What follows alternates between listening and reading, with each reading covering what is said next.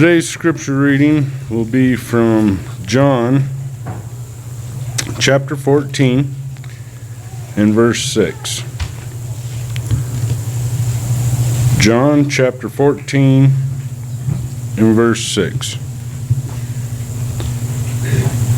Jesus said to him, I am the way and the truth and the life.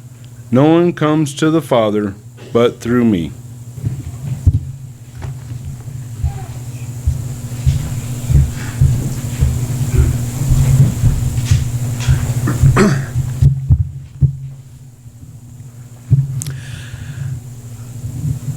Several years ago, I got to go visit Scotland. I hadn't traveled a lot, but I got to go there and I got to see some interesting things.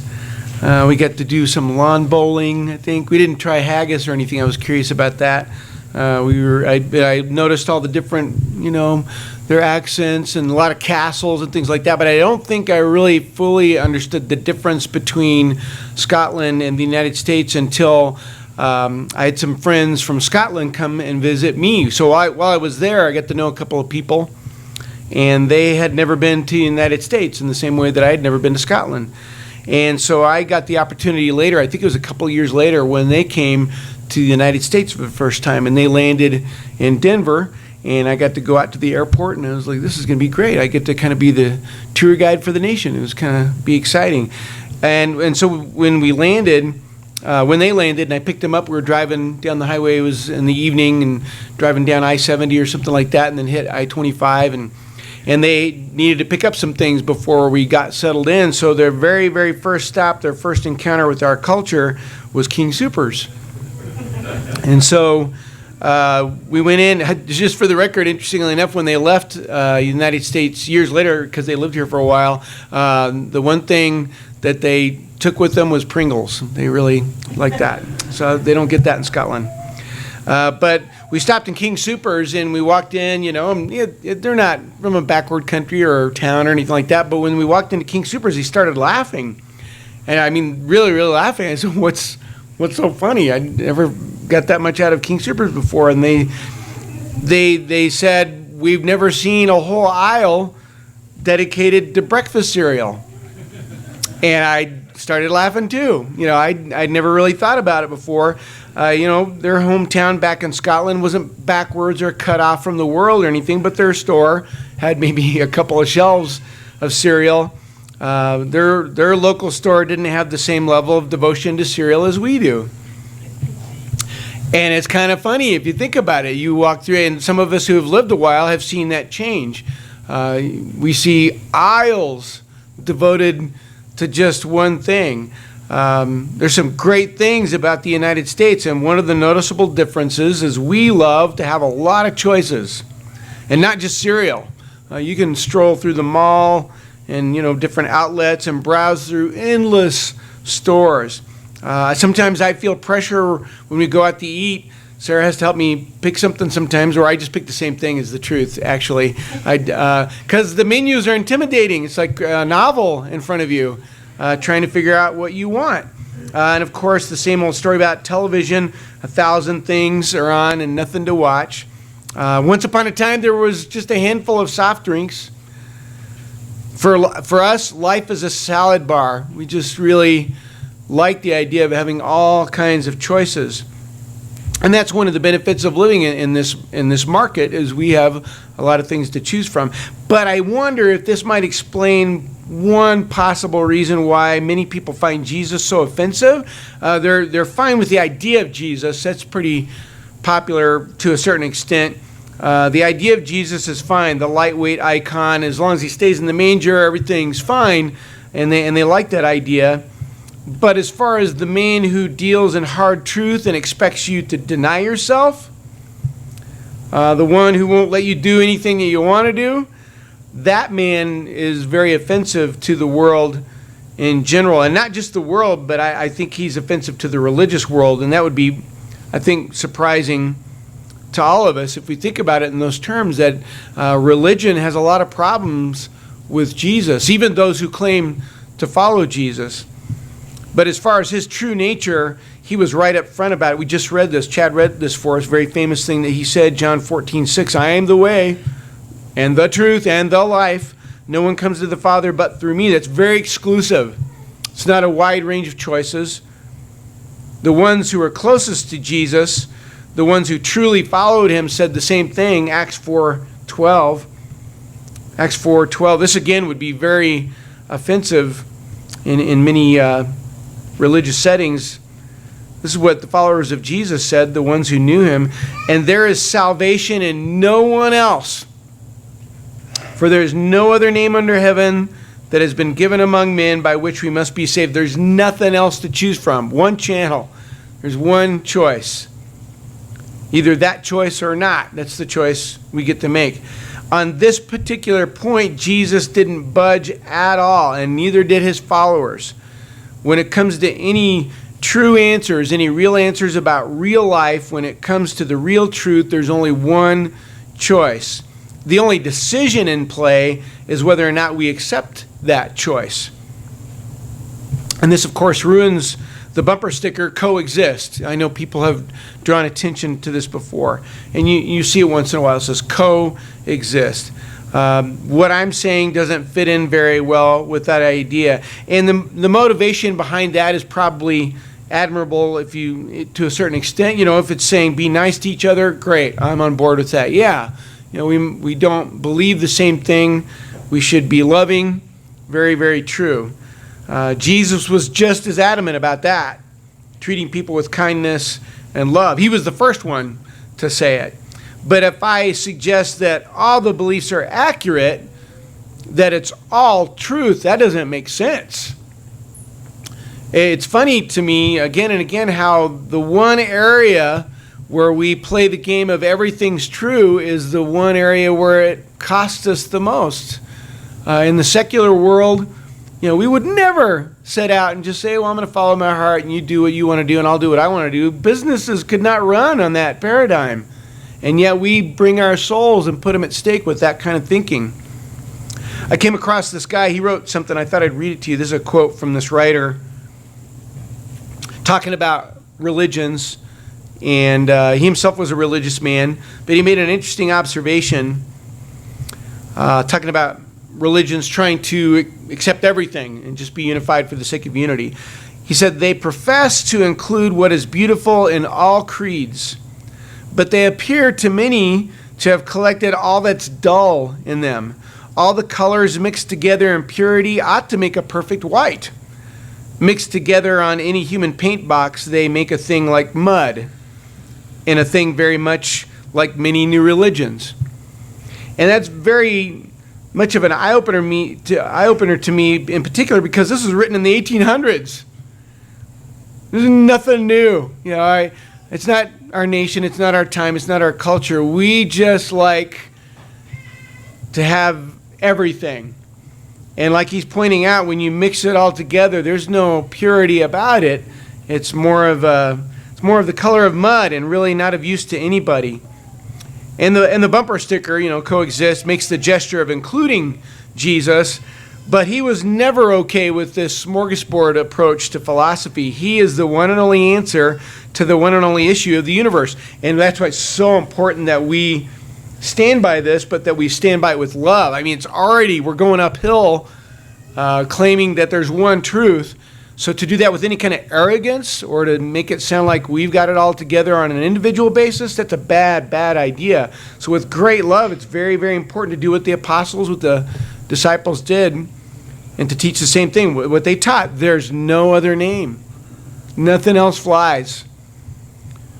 When the apostles taught this, even back at the very beginning, said there's no other name, the people in the world got mad. This is right after the apostles said what I quoted earlier in Acts 4:12, that there's salvation in no one else. Here's what happened in Acts 5. If you want to skim this, I'll give you the gist of this. We're going to read a couple of passages, 2 or 3, from Acts 5.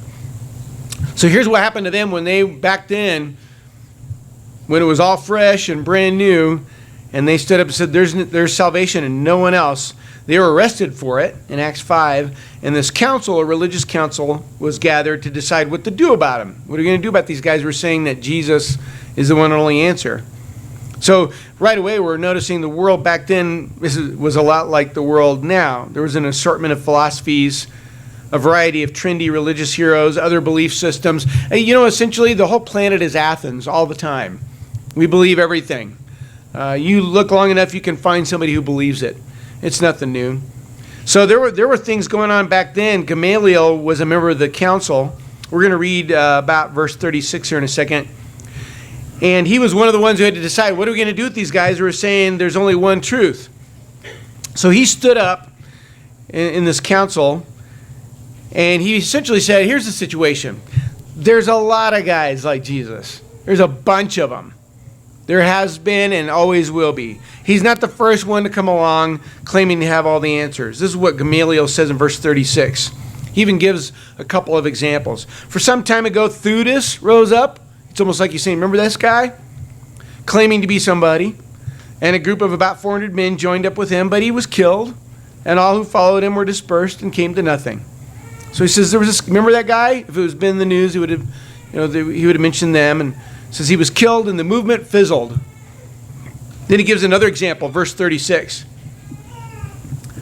After this man, Judas of Galilee rose up in the days of the census and drew away some people after him. He too perished, and all those who followed him were scattered. So he gives just a couple of examples. This is not the first guy to claim this kind of thing. And his point is that spiritual leaders were as common as breakfast cereals. It's just, the next thing. Nothing special. But even Gamaliel at this point points out something else. And he was part of the group that was offended, but he has at least a glimmer of wisdom to say something else. He pointed out one possible exception to take into consideration. He says, we've got all these people, all these guys who are claiming to be the next great thing. But there is one possibility. Here's Acts 5:38. So, in this present case, I say to you, stay away from these men and let them alone. For if this plan or action is of men, it will be overthrown. But then he goes on to say this. But if it is of God, you will not be able to overthrow them, or else you may even be found fighting against God. And Gamaliel was right. We can sit back in the bleachers, reading the scripture here and realize, oh yeah, it's true what he's saying here. But he's right. He says there's a lot of names, there's a lot of beliefs. He says, but what if only one of them's right? What if, as you set out in the world tomorrow, you're going to be surrounded by all kinds of things saying, no, it's all good, it's all true. You believe what you want, you got your belief system. But what if this is for real? What if there's just one? Then that changes everything. There are many who claim to have the answers you need. There's more than enough to spell out coexist. But Gamaliel caught a glimpse of one other possibility, and it's the possibility that Jesus is the exception, the one and only exception. That's who Jesus is. He's the exception.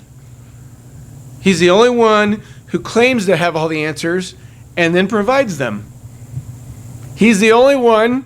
That's how he stood out from the other guys. Remember, he says Theudas, and then that guy Judas, and they all rhymed, I guess. And he says they died, and then it ended. But you notice the trend stopped with Jesus. He died, and people said, no, he didn't stay dead. He came back to life, and things continued even after he left. He's the one that came back from the dead. He's the only one who said he could come back from the dead, and then proceeded to come back from the dead.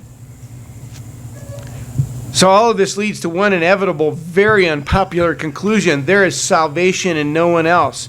It's very exclusive, but it's the truth. And I would really hold us all accountable. I think over the years, sometimes I have fashioned a Jesus, but not necessarily the one in the Bible. It's very important to get past the commotion of our, religious atmosphere sometimes and make sure that we're in our Bibles and meet the true Jesus that's recorded there. If you want another truth, you eventually have to face the fact there isn't one. There isn't one. Everything about Jesus, everything about salvation is severely exclusive. That's why we read these hard truths. Matthew 7:14. This is a very familiar verse, but I don't think we fully appreciate what this is saying. Matthew 7:14 tells us, "For the gate is small, and the way is narrow that leads to life, and there are few who find it." It's kind of startling to realize that some of those few are going to be very religious. Some of those few are going to say they believe in Jesus. But it's very, very important we find the one that's the true one. There's only one way, and that way is narrow. Here's Ephesians 4 and verse 4. Ephesians 4, verse 4, "There's one body and one Spirit, just as also you are called in one hope of your calling, one Lord, one faith, one baptism, one God and Father of all, who is over all and through all and in all." Our world likes a bunch of choices. So to be honest, it's not just true of our culture, it's true of any culture, it's just true of the world in general. But maybe especially to people who feel entitled to have aisles and aisles of preferences. When it comes to truth, there's a very, very important number. It's the first number we all learn when we learn to count. It's not the loneliest number, it's the most offensive one. When it comes to salvation, there's only one solution, and people have never liked that. This is why Satan is more than willing to help provide options. He plays into that sense of entitlement, and he does what he can to surround the truth with truthish choices. And he promotes the delusion that you can fashion your own custom-made belief system. And so we end up living in a world filled to the brim with countless churches and countless messiahs. In direct contrast to this, the Bible reduces everything to an irritating simplicity. There is only one, just one. I'm sure you notice once in a while when you go somewhere, you'll have to notice the emergency exits. There's a lot of places who take the time to say, please take note of the exits. And that's because there's potential danger. We're told to locate the emergency exits. Sometimes we even practice. We have fire drills, things like that. And the idea is to find the best possible way out. So I would suggest you and I are currently in an extremely dangerous situation. Think about it. We're riding a rock around a ball of fire, and that's not even the dangerous part. The dangerous part is that no one knows how many circles we're going to make. And on top of that, no one knows how long they get to ride. And there's only one exit. There's only one safe way off. And whether or not you and I like the idea of there being only one safe way off doesn't change the fact that there's only one safe way off. I can't change any of that. There's only one thing you have control over, and that's whether or not you will use the one and only way out. And I hope you will if you haven't already. And if you have, please protect that and be aware of our salvation and what it means for all of us. I pray you'll think about it while we stand together and sing.